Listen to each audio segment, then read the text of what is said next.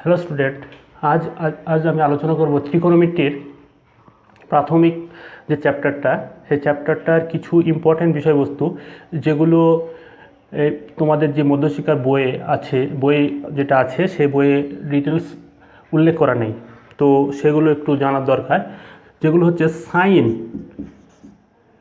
Sign কথাটা কিভাবে এসছে, কস, সাইন, ট্যান, এই কথাগুলো কিভাবে এসছে, এর কথাগুলোর উৎপত্তিটা কিভাবে, ট্যান, সেক আর যেগুলো আছে ছটা যে কোণানুপাত, এই কথাগুলোর উৎপত্তি কিভাবে, এর ইতিহাস কিভাবে আসছে, সেগুলো একটু আমি আজকে আলোচনা করব। মোস্ট ইম্পর্ট্যান্ট, তোমরা প্রথম থেকে শেষ পর্যন্ত দেখো। সাইন কথাটি এসছে SINE, সাইন, এটা এসছে সাইনাস, ল্যাটিন শব্দ সাইনাস থেকে। এটা হচ্ছে ল্যাটিন শব্দ সাইনাস থেকে। সাইনাসের অর্থ ল্যাটিনে এটা হচ্ছে গর্ত, প্রদাহ বলা হয়, যেটা আমরা সাইনাসের প্রদাহ বলি, সাইনাস যেটাকে বলা হয়। তো ট্যানটা হচ্ছে ফুল ট্যানজেন্ট, এটা ট্যানজেন্ট কথাটার অর্থ হচ্ছে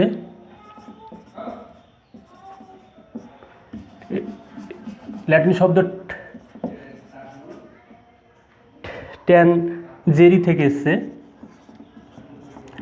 ল্যাটিন শব্দ ট্যানজেন্ট এসছে ল্যাটিন শব্দ ট্যানজেরি থেকে। এটা অর্থ হচ্ছে স্পর্শক। তারপর সেকটা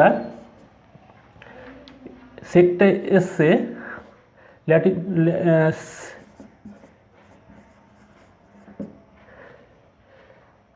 সেকেন্ড, এটা সেকিয়ার, ল্যাটিন শব্দ, এটা হচ্ছে, এগুলো সবই ল্যাটিন শব্দ, সেকিয়ার থেকে এসছে। সেকিয়ারের অর্থ হচ্ছে সেদক। এই সাইন, ট্যান, সেক, এই তিনটে শব্দ এভাবে এসছে। তো প্রথম সাইনকে গর্ত, সাইনের সঙ্গে গর্তের সম্পর্ক কি, ট্যানের সঙ্গে স্পর্শক এর সম্পর্ক কি, আর সেকের সঙ্গে সেদক এর সম্পর্ক কি, সেটা একটু আলোচনা করব। তারপরে আর যে তিনটি কোণানুপাত আছে, কোসেক, ট্যানের অপোজিট কট, আর আরেকটা যেটা আছে সেই বিষয়বস্তুটা আলোচনা করব।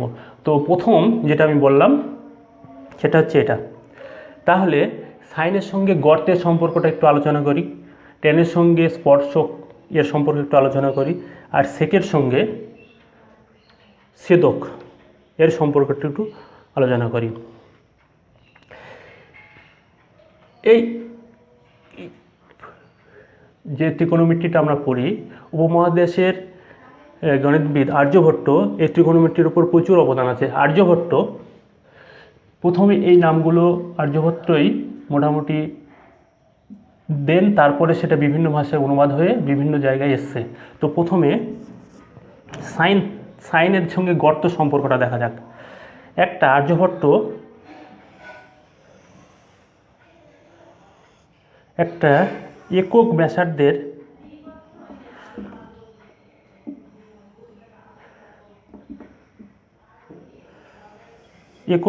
মানে ব্যাসার্ধটা হচ্ছে একক, এরকম একটা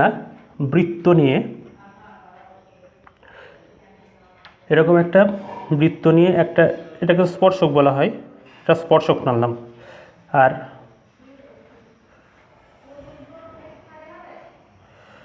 এটা একটা ছেদক, এটা মাঝখান দিয়ে চলে গেছে। ছেদক কাকেই বলা হয়, একটা বৃত্তকে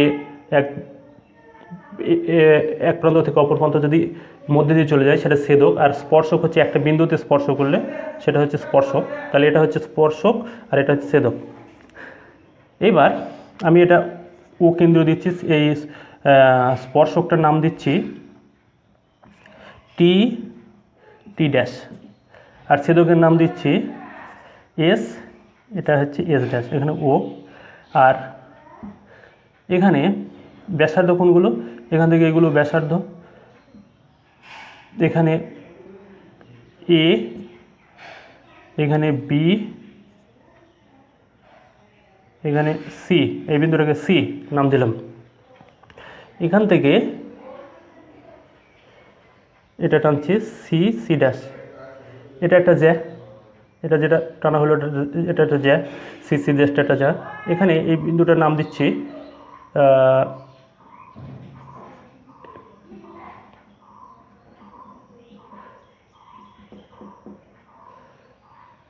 পি কিউ এক্স, এই জায়গাটার নাম দিচ্ছি এক্স।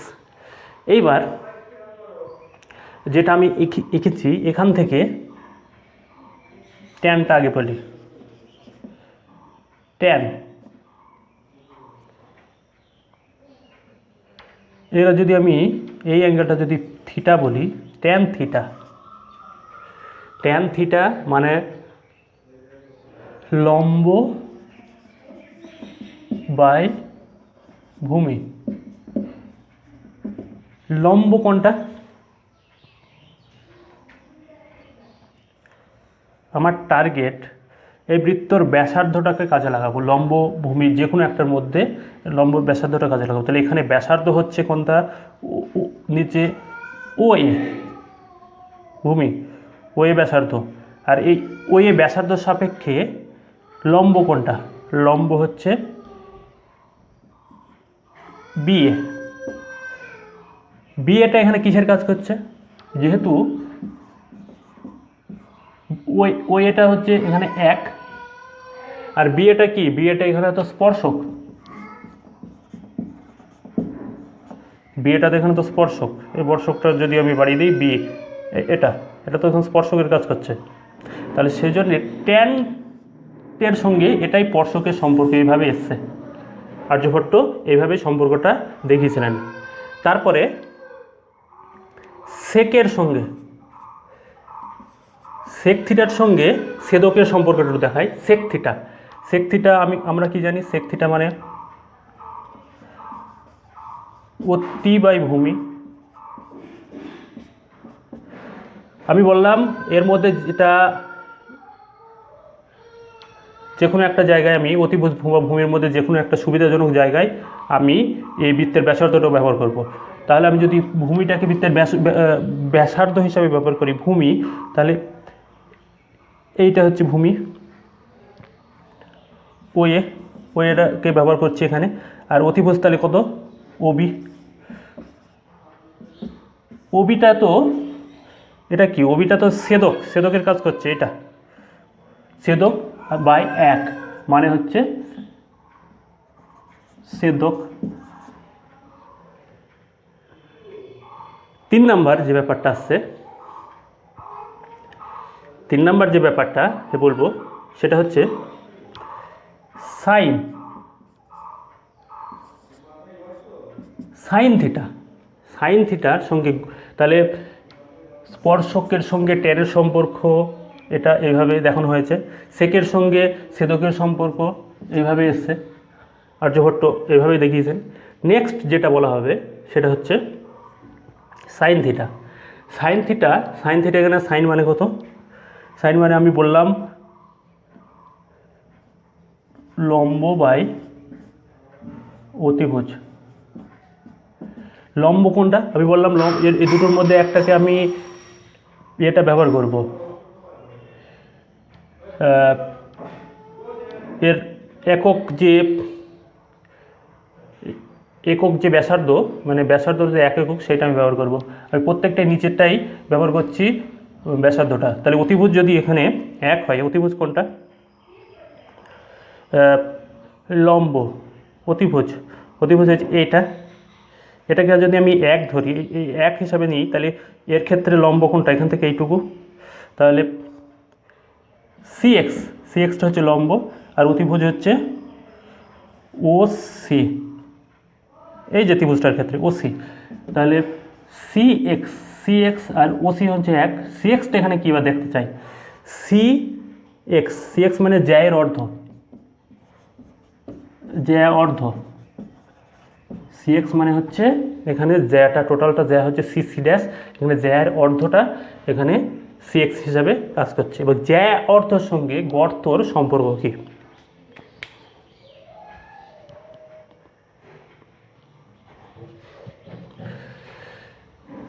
উপরটা একটু মুছে দিচ্ছি।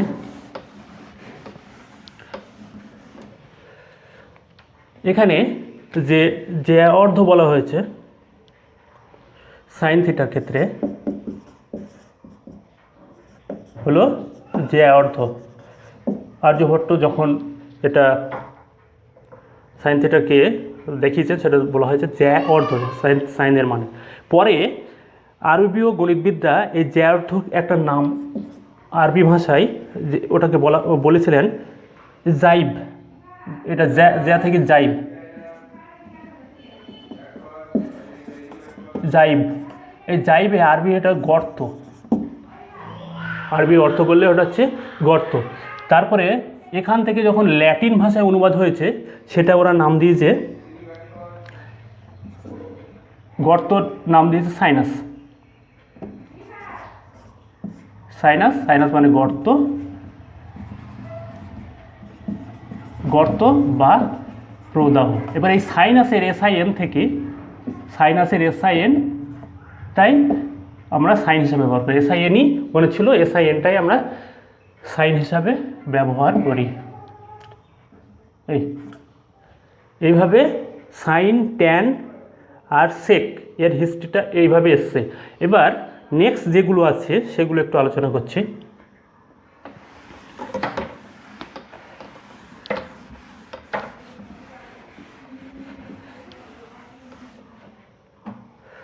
নেক্সট হচ্ছে কো, কো হচ্ছে সাথী, কো এর মানে হচ্ছে সাথী। সাইন, কো, সাইনের আগে একটা কো লেখা আছে, কো সাইন, কোসাইন এটার থেকে এসছে কস। তারপর কোট্যান, কোট্যানজেন্ট থেকে সিওটি কট হিসাবে আমরা লিখি।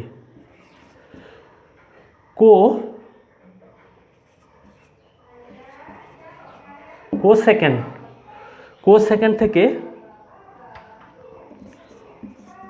কোসেকেন্ড থেকে আমরা লিখি কোসেক। এই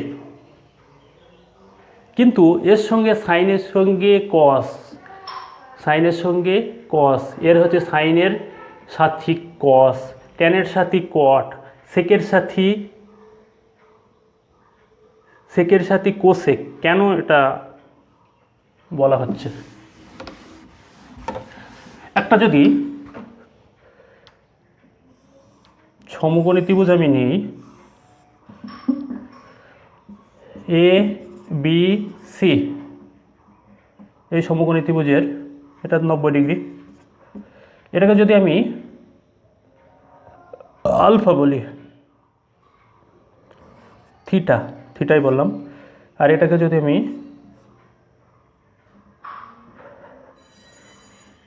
বিটা বলি, থিটা আর এখানে বিটা বললাম, তাহলে আমি সাইনের সাথে যে কস সেটা আমি দেখাচ্ছি। তাহলে সাইন থিটা মানে কত, সাইন থিটা মানে এখানে এসি বাই বিসি,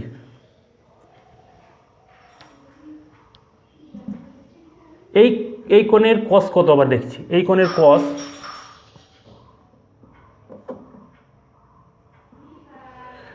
এই কোণটার সাপেক্ষে কস, মানে এটার সাথে এটার সাথে ভূমি হচ্ছে এসি আর অতিভুজ কত বিসি, এটাই তো হচ্ছে কস অফ বিটা। তাহলে সাইনের সঙ্গে কসের একটা সম্পর্ক আছে, সাইনের সঙ্গে কসের একটা সম্পর্ক আছে। কী সম্পর্ক, এটা পুরক্ষণ দিয়েও এটা ব্যাখ্যা করা গেছে, পুরক্ষণের সম্পর্ক। তাহলে সেই জন্যই সাইন কে কসের সাথে বলা হচ্ছে। তারপর নেক্সট আমি যদি বলি ট্যান থিটা, এই কোণের সাপেক্ষে ট্যান কত? এই কোণের সাপেক্ষে ট্যান হচ্ছে এসি আর ভূমি হচ্ছে এবি। এই কোণের সাপেক্ষে টন কত? এই কোণের সাপেক্ষে কট কত? এই কোণের সাপেক্ষে কট হচ্ছে ভূমি হচ্ছে এসি আর লম্ব হচ্ছে এবি, তাহলে কট অফ বিটা। সেক, এই কোণের সাপেক্ষে সেক থিটা, এই কোণের সাপেক্ষে সেক কত? সেক মানে হচ্ছে অতিভুজ বাই বিসি, অতিভুজ বাই লম্ব, অতিভুজ বাই ভূমি এবি।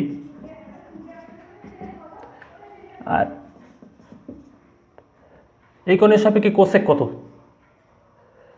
কোসেক মানে হচ্ছে লম্ব, এই কোণের সাপেক্ষে কোসেক মানে অতিভুজ বাই লম্ব, এটা লম্ব কোণটা এবি, তাহলে কোসেক বিটা।